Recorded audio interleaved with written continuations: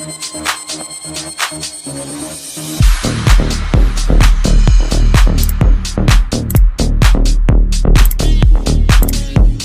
folks, we're here with Dave Boyne, fellow Boardsmill man. He's running with Aontu. Looking forward to having a chat to Dave. I know him, went to school together, so we've a lot in common, so looking forward to the chat. Dave, thanks very much for coming out. Thank you, David. No bother at all. Thanks very much. I met you by chance a couple of weeks ago in the Bounty, and you said to me that come into the public meeting that you were having. That's right, yeah. And at the time, I said, yeah, I was interested, you know what I mean? Because I was only starting this podcast series at that stage. I don't think I had an interview done at that stage. I went into it. It was great, you know. Everything that you said and Padder said was great. This is your first run in politics. It is indeed, and thanks for coming to that meeting. Yeah. No, it is my first run of politics. It's something that I wouldn't have been involved in before. I'm green to it, basically. So, from my point of view, that's a good thing for voters. You know, it's fresh blood. Yeah. You know, somebody new on the scene, somebody who's going to be invigorating things, somebody young and fresh, and you know, you're not getting the same stale in certain cases. Yeah, I know what you mean. Something different, something new. Yeah. And it's time for a change, and people are hungry for it. Yeah. So that's clearly the kind of sentiment you're getting from the door, isn't it? Absolutely. Yeah. People are sick and tired of the same repetitive sort of deal that they're getting. You know, for the past 30 years, no matter who was in government, it was the same shtick the whole time. You know. Yeah. And what we have now, especially in Trim at the minute, so I'm running for Meath County Council in the Trim area. Yeah. And there's 6 seats, 12 people running, and I wish all the others the best of luck. But the thing is, what motivated me to go for this was basically I'm angry. I'm angry at the situation. I'm angry at the fact that the same sort of institution has been there for the past 30 years and we've got very little done. We've gone through 2 recessions. We had the world at our fingertips with the Celtic Tiger and let the whole thing go bust. You know, the same people are responsible for this, and there's no momentum or motivation to change things then. So you know yourself, we're around the same age. You were a few years ahead of me in school, I think. And it's hard to make ends meet, isn't it? Well, it is, yeah. You have, you just told me there, I didn't realise it, but you have 5 kids. I have 5 children. 5 kids. Yeah. And you're working flat out in your, running in this election. I have, a lot of things on my plate. So you know exactly what it's all about from, I'm sure, from every point of view of rearing. Like, I've only one child, and we're busy. So you, I think, from that perspective, you have a great insight into the hardships. And look, it's not all hardship, but no, exactly. At the same time, you have a good idea. There's unique struggles, though. Yeah, exactly. In Trim, at the meeting there, you were talking about some particular issues. The number one issue on the doors in Trim and all the surrounding areas is water. The water is off every other night in Trim for reasons we'll get into now in a minute. But just this year alone, it was off 97 times. 97 times in 1 year. And this is going on 2.5 years.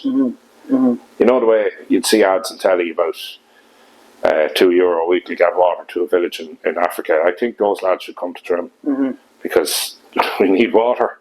I have 5 kids, myself and the wife. That's 7 of us in the house, and we can't flush the toilet. The water comes back on at maybe 8:30 in the morning, 9 o'clock. We can't flush the toilet until that time with 7 people. I mean, that's I didn't realise that until when I was at that meeting in there. You were speaking about that very issue, and it only came to light. I had no idea that was the situation in Trim. And it's been ongoing for quite some time now, you know.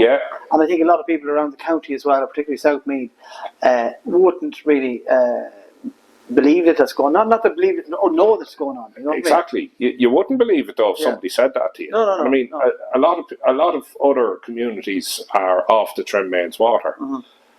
Boardsmill, Longwood, Enfield, Rathline and Summerhill. Now maybe they have their own little schemes, and Believer as well. But the same issue is persistent. There's a lack of capacity, right? And the thing is this, there's planners employed to plan, what the hell are they doing?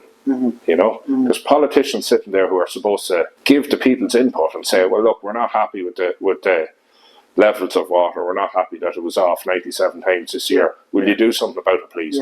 What the hell are they doing? I see a big site opening in Trim there now recently, and one of the things that jumps to mind straight away is my nephew. I think he's in second year in school. Genuinely struggled to get a place in what we would call the Brothers. I don't know what it's called now, but the Brothers School. Boyne Community School. I remember my brother saying to me, or my sister-in-law saying to me, there's a real chance he's not going to get in here. And I thought to myself, that's like... You're joking. Yeah, exactly. That's a joke. So where the point I'm coming to there is with, infrastructure in place and services in place, and then... Now you said it. Or do the two of them in parallel, Well, any bit of improvement would help. I mean, as you say, school places, infrastructure and so on, but you can't get a GP. You can't get a doctor's appointment, even if you could get on a retainer with a GP. There where the old sales yard was, they're building 300 new, I think they're apartments. That's what I'm talking about, Nonetheless, it's 300 more toilets to flush. And taps to run and sinks to fill and showers to power. So, what are they doing? What the hell? What's this all about? What would you, if you were to be elected, Dave, what would you see yourself doing to improve those kind of specific issues? Well, I'm from an engineering background. I run my own engineering company and I'm subcontracted out on some fairly big infrastructure projects. So I know what I'm talking about, So in terms of engineering? Yeah. So on top of Braemount Hill, where the reservoir is for Trim, what's straight across from that? The old Roadstone Quarry. The pool in there of rainwater and the filtration you would have with the natural ground gravel and limestone and so on. I mean, you could supply North Dublin, never mind fixed Trim's issues. I know a fellow who actually did a thesis on this. He also worked for the council as well, so I mean, it's not as if they're not aware of it. And I mean, again, what are they doing? I mean, the people that are in place to do this either they don't care or they're not able. Now I'm not accusing anybody, but I mean, what you're talking about there is a kind of a fairly substantial infrastructure project that would take considerable vision. Exactly. Probably take a considerable amount of money to do it. But the overall theory of that idea, I think, is absolutely fantastic. And I think it would cure, depending on, it'd be very easy to work out the maths as to the capacity and how much it goes down and stuff like that. Exactly. You know what I mean? The physics of it and what area that would serve. But in theory, that idea is absolutely fantastic. Getting it implemented is, of course, a different story because the bureaucracy takes a long time. There's two barriers. One is money. But we're supposed to be the richest country in Europe and the 10th richest in the world, so money is not the issue. And the other is political will. And that's where I come in and try to run for politics. I am just so angry that I don't have water in a first world country. I have no ability to make a cup of tea before work, or to have a wash, or to give the dogs some water, or anything like that. I've had washing machines burnt out, other people have had air to water heat pumps burn out prematurely and so on, all because the people who are supposed to be doing a particular job, it's their duty to do this job, they're not doing it. And it just makes me so angry. And it's going on and on indefinitely. Absolutely. And they come up with all these plans and all we'll think about talking about it and down the road. Well, you see, one thing I learned about politics from doing this is that it's very easy. Talk is very cheap, do you know what I mean? Exactly. And people that will say, particularly people that are in government, that are on the TV, a lot of the time, they'll say, we'll do this, or we did this, and they'll have a very strategic way of talking and talking about what they did do. But in terms of what's in front of them, it's not relevant. Exactly. Really. What you're saying is exactly that, you know what I mean? They might say, well, we've done this and done that, but it's not relevant to the population. It's here now. Exactly. I believe the reason why there is this disconnect is because it doesn't affect those people. It doesn't affect politicians. I mean, think about who you have in Meath County Council. most of them probably have their own wells. Yeah. Or if they don't, they're not living in Trim. They're not living on a separate scheme or whatever. Yeah. It doesn't affect them. So it's not on the radar. It's not their priority. Yeah. Meanwhile, the rest of the population are out there suffering. Yeah. Now, I know it's not third world stuff. I know it's not. There's worse out there, but still, I mean, cop on. You know, that's the message I have for those people. It's a big issue. Do the job or get out. You know. Yeah. Tell me your other things in politics going forward as a councillor. What other issues, or where else would you see yourself being effective? Okay, well, another local one we'll say is the roads. Okay, yeah. I do a lot of travelling for my job. I reckon the roads around me are the worst in Ireland. Okay. They're the most dilapidated. They're the least well looked after. The least maintained. Yeah. Everywhere else you go, even country roads and lanes and so on, the surface is fine. You know, the drainage second to none in most places. Around me, it just seems to be the last thing on the list all the time. Yeah. You had, unfortunately, a fatality there at Scariff Bridge not too long ago. Scariff Bridge is the bridge between Ballivor and Trim. One of the Boyne bridges running across there, just for anybody that wouldn't know. Yeah, absolutely, yeah. It was a tragic situation. There was a meeting in Ballivor in October before this fatality happened. A meeting about road safety, ironically. And the lady who was presenting the meeting, bizarrely, it was a family member of hers who died. Oh yeah. And at that meeting, there was some of the sitting councillors there, and people were calling for ramps and traffic calming measures and stuff like that. The people of Ballivor wanted this because there's cars treating Ballivor like a runway, like a racetrack. Yeah. And something as simple as a low impact speed reduction ramp, or a couple of them on the approach roads would make a huge difference. Yeah. And it doesn't cost a fortune. Again, I'm from an engineering background. I know what these things cost. It's not a fortune, right? But all the councillors were dismissive. They were fobbing things off. They were saying, look, again, we'll think about talking about having a meeting down the road. About talking. Yeah, exactly. That's what the gist was. Yeah. And I was angry. I was livid. Because you know where I grew up, in Brannickstown there. There was fatalities there. As a young fella, you'd hear the bang, you'd go out and you'd see the mangled look. Yeah, Jesus. But I get up and give out a little bit, and the crowd were pleased with that. And unfortunately, then a few weeks later, the worst happened. We did actually have a fatality. Yeah. And this was nearly 6 months ago now. Where's the ramps? Still not in place. Yeah, it's kind of sad when you think about it, really. Now I know there was at that meeting as well that there was a couple of the low impact speed ramps were a proposal, or I thought a good idea. To kind of be some sort of not a solution to the problem, but something to help the absolutely an aid to it all. Yeah. You have, I suppose, meetings, and this is all kind of a new thing for you as well. But I could see you probably, really getting stuck into the whole job, because I think, like, to be an effective councillor, I think going forward, that's really what people would be looking for. That's what people want. They want somebody to lead. They want a leader. They want somebody to take decisions and grab the bull by the horns and do the bloody job. Yeah. None of them are at that. None of them have.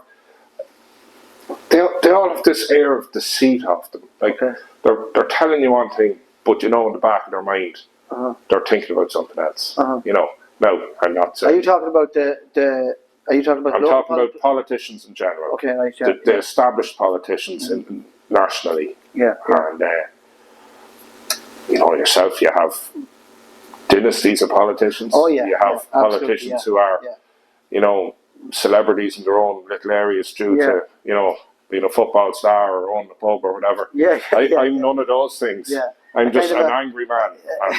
That's honest. You're talking about a kind of the Healy Ray dynasty and something. No, look, we won't name names, but exactly. It is. Now you have it. Yeah. You're just an angry. What did you say there? An angry man. An angry man. Thank God, my wife always tells me I'm the most patient man in Ireland. Yeah, so, yeah. Well, I'm sure you learn. The opposite. So I'm sure you learn patience with the kids anyway. 5 children, yeah, well, like, I mean, having that, I suppose, would you call it maybe controlled aggression with a good will in the right place? Yes. Would be maybe something different and will shake up the existing thing. Like, I remember speaking to one of the other councillors, and we were talking about the length of time it takes for these projects to from conception to get over the line, and it's absolutely just ridiculous how long it takes to do these projects. You're right, and if that was that's true. No fault of the councillors. Of it's course, the system of bureaucracy to stay in front of them.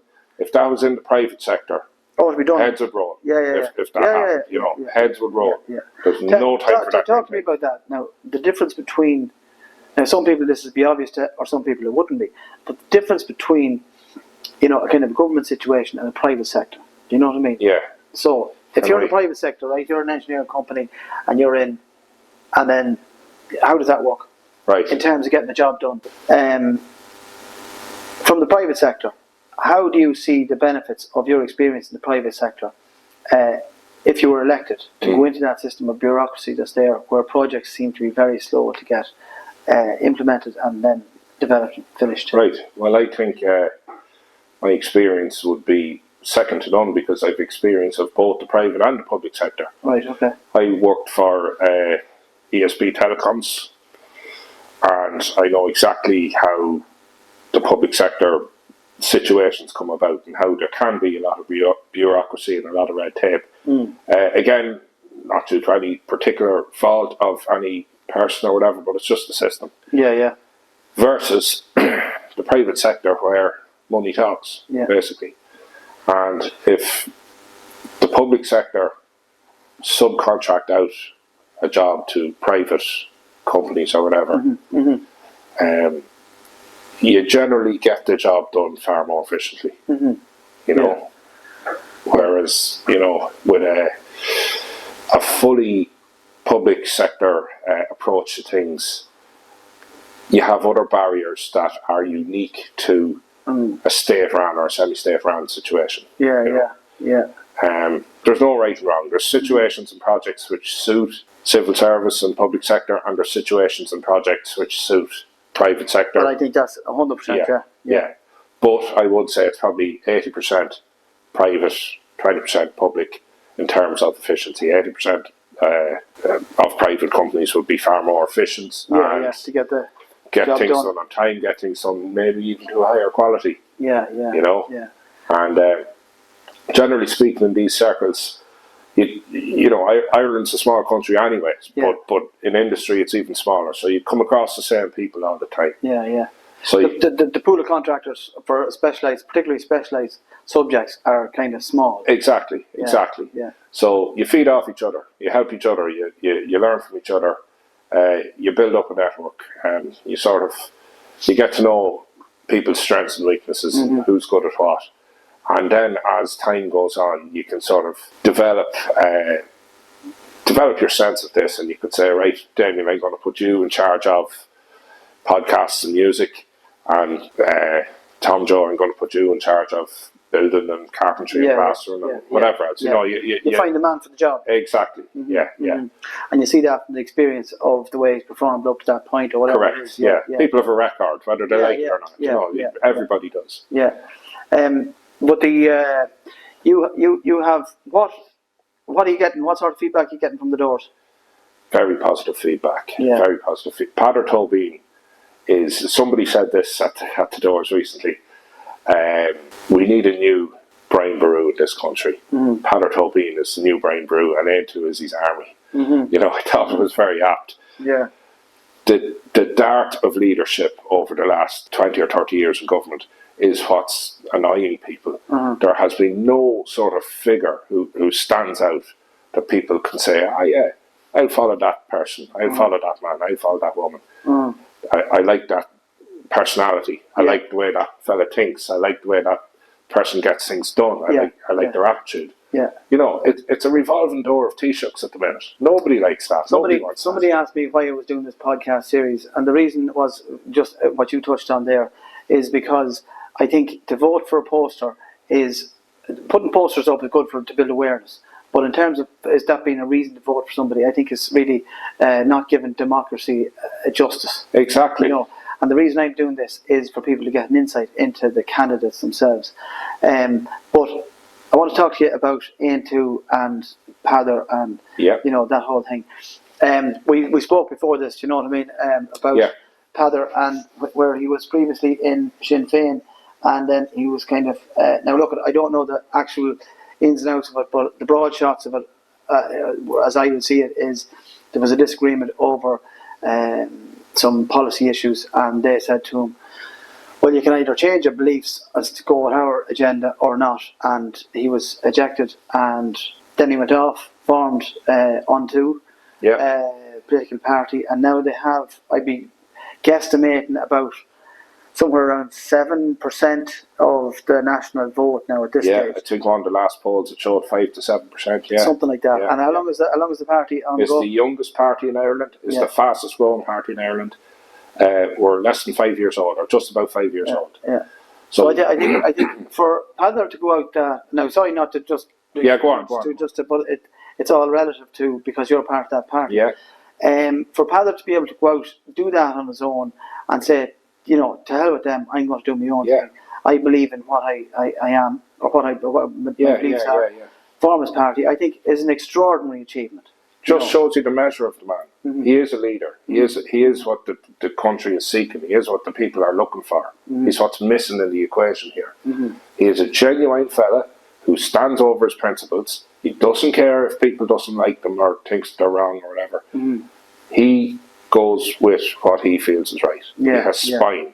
Mm-hmm. Spine, which is severely lacking. And it's easy to see that comes through in most of the stuff that he speaks on. I watched him the other night. He was doing a part of a debate on the MEPs debate, and he came across very strong on that. What's your connection? How did you end up going with Aontu? Well, I'll tell you exactly how. I think it's no secret that Aontu is a pro-life party. Mm-hmm. And at the time of the Repeal the 8 amendment, or the Repeal the 8 campaign, I was on the pro-life side. Mm-hmm. I'll tell you why I was. Some people on the pro-choice side were saying that if a girl is raped in Ireland, she can't have an abortion. That was wrong. Mm-hmm. There was the X case and the C case in the 90s, you may remember them. Mm-hmm. The X case was in 1992. A girl was raped, she wanted to have an abortion, she took the state to court, and she won. So from 1992 on, any girl who was raped could legally have an abortion. Mm-hmm. That's a fact. Mm-hmm. But yet the pro-choice people, or some of them anyway, were trying to portray a picture that under no circumstances could a girl have an abortion. Mm-hmm. And exactly, that wasn't the case. Mm-hmm. It's good that you said that, because I think a lot of people wouldn't actually be aware. Wouldn't know that. And I wouldn't blame them, right? Who does know these things, And then, can I just, to finish? Absolutely, There was a further case then in 1997. It was called the C case. Mm-hmm. Similar situation, but this time the girl wanted to have her abortion in Ireland, as opposed to being just allowed to go to England for one. Mm-hmm. So she won again. So from 1997 on, you could legally have an abortion in Ireland if you were raped. Mm-hmm. Mm-hmm. And following on from that, then the upshot was, you could have an abortion legally in Ireland from 1997 on for any health issue. Mm-hmm. Any health issue. If it was a health issue, no problem. Okay, away you go. Yeah. But the pro-choice side were saying the opposite. Mm-hmm. Back when all that was going on. My perception of that at the time was that the pro-life was, they wanted a similar situation to the UK or Scotland, where it was very easy for anybody to go in and get an abortion for whatever. It didn't matter what the reason was, whatever, but it was readily available situation, and that was the perception of that kind of campaign. Whereas the pro-life campaign, I think my perception of it was that it was not like what you're saying. It was like, you can't have an abortion and that's it. Well, there you go. That's the way it was spun. Yeah, so it's good that you because I'm sure a lot of people listening wouldn't be aware of that. And I mean, anyone can look this up. It's just historical fact. Mm-hmm. But again, that angered me. I just got annoyed at the lies. Yeah, yeah. So that was part of the appeal that I had for Patter, and for Aontu, Yeah. Not only that, but Aontu are one of the only cross-border parties in Ireland. I know, obviously, Sinn Féin is, but Sinn Féin are like a Medusa. This head is saying one thing, this head is saying something else. Patter Tobin has his party with the same policies, north and south. And it's a party for everybody. Aontu, the word that means unity. And there's plenty of unionists, and I'd say it, there's Protestants in Aontu.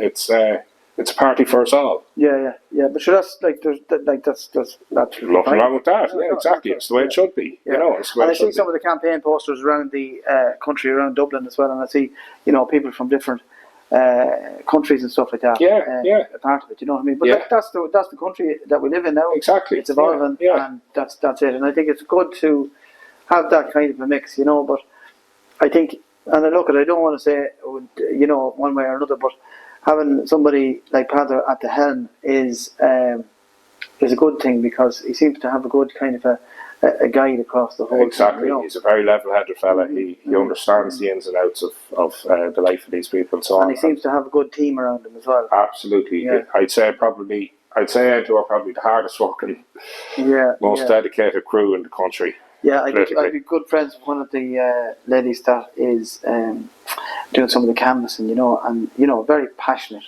about the whole thing. Yeah. And again, in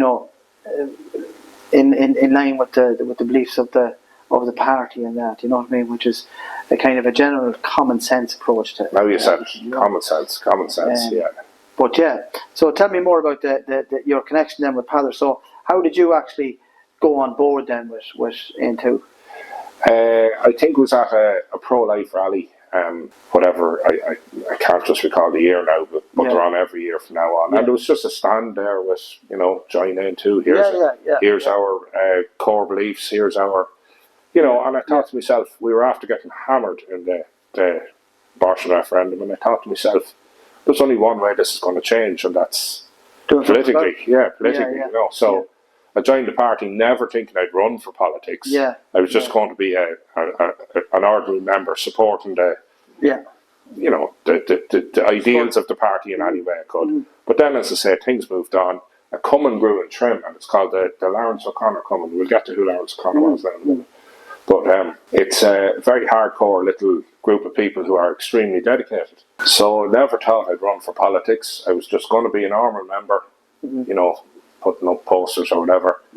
And when these elections came around, there was just so many issues annoying me that and no one else doing a thing about it. I said to myself, if you want to get something done, you have to do it yourself. So that's why I put myself forward. Yeah.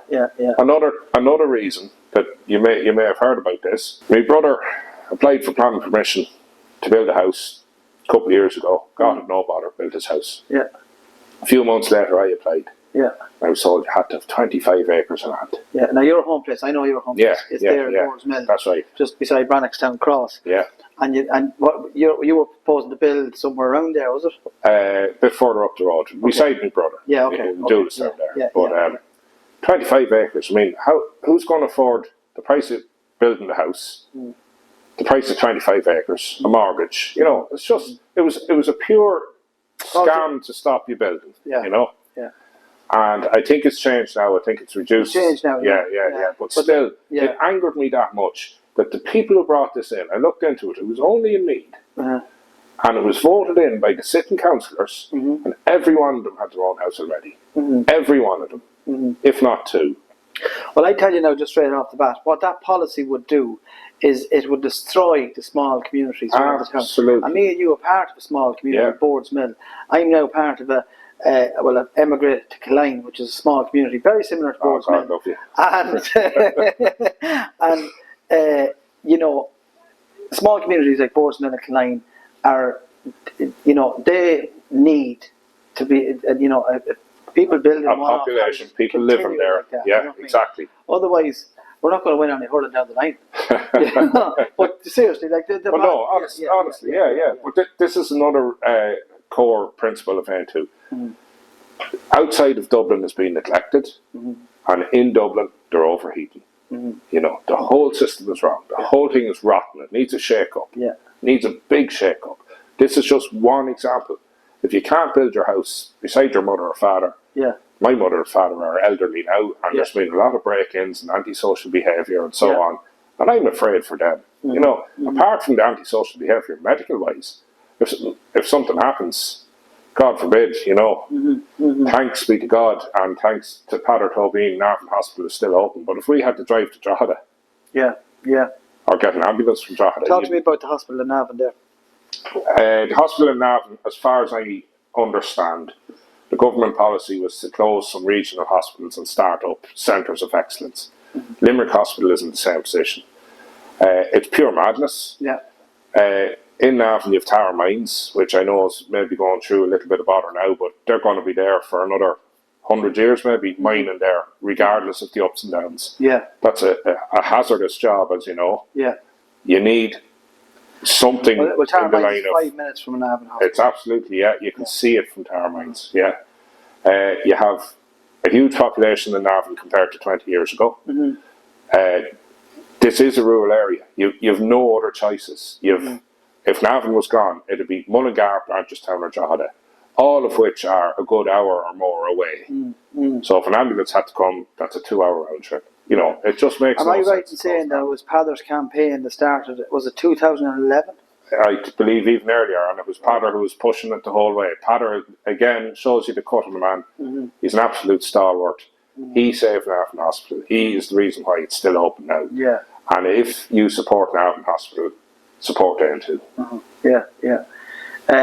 I didn't realise that till I went to the meeting of that project of the Navan Hospital, and there seems to be a kind of a, now look at, I've some friends and relations that are in the HSE, and their kind of sense of it is that all the facilities, I spent a good bit of time in Drogheda Hospital as well, and there was two sides to that, like speaking to the staff that was there, and there was two sides to the kind of a argument for closing and keeping it open, which was one, keeping it open, obviously those reasons are obvious, you know, but closing it and moving over to Drogheda have a bigger hospital. They have all the facilities there to do everything. But you know, they're fairly at capacity as it is there. You know, exactly. That was the two sides of the thing. So like, it's about maybe getting a balance. Well, this is it. I mean, if Drogheda is at capacity, how does it make sense to close Navan? It doesn't make sense. It doesn't make any sense. No. And again, I'll get back to this thing. We're supposed to be the 10th richest country in the world. Where's all the money? You know, it's either incompetence or corruption. It's one or the other. Cost of government is going through the roof for some reason. For some reason. I don't know the exact figures on it now, but you know, there's it can be looked up wherever, but the cost of government over the last 30 years has gone kind of exponentially through the roof, you know. Look, I don't know if it's true or not, but at the time people were saying Bertie Ahern was earning more than George Bush. You know, if that's true, there's something very wrong. I don't think you can remember who gave Manny the money that he had. Exactly. I think that's kind of the way it was. You know? But anyway, so look at Dave. It was great to talk to you. I would like you to tell me now, going forward, it's going to be, I know, I'm sorry I didn't get to you sooner than now, but you were working. My fault as well. Yeah, and the minute I reached out to you there, you came back to me straight away. And, you know, it's great to be able to, I think as a counsellor, that somebody can reach out and get a positive response straight away. You know, and it's I'd be confident to think that if I was actually, where we met earlier on in Trim, you know, somebody just approached you there with I think a personal issue. Yeah, that's right. Like that, and I didn't really hear. It wasn't my business to hear it. But like, that is part of the counsellor job. You know what I mean? Well, that's it. Seems to be at ease with the whole thing. You know. Absolutely, and I'll ask you this: when you go out and about or into a pub for a jar, how many other counsellors do you see in there that you'd recognise? Maybe there's one man that we both know, but you know, generally speaking, they're not approachable. You don't see them in the public eye. You don't see people, not just councillors, any politician, you don't see them with Joe Soap. Do you know what I mean? That's very true. I never really thought about that, but that is very, very true. You know, you wouldn't really know, and over the years, no. In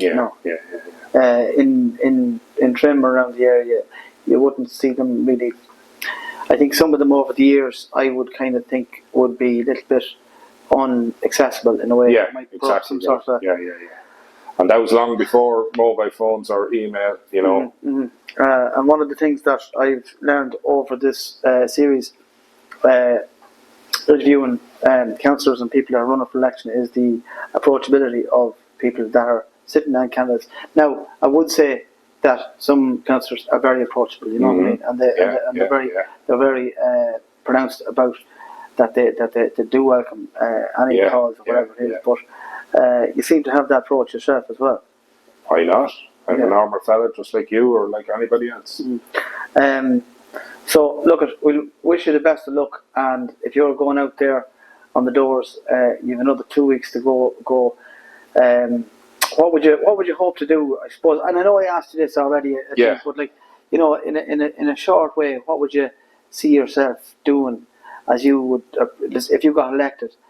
Where would you see yourself making a good difference over the next first year or so? In summary, to summarise, get the water and trim and surrounding areas sorted out.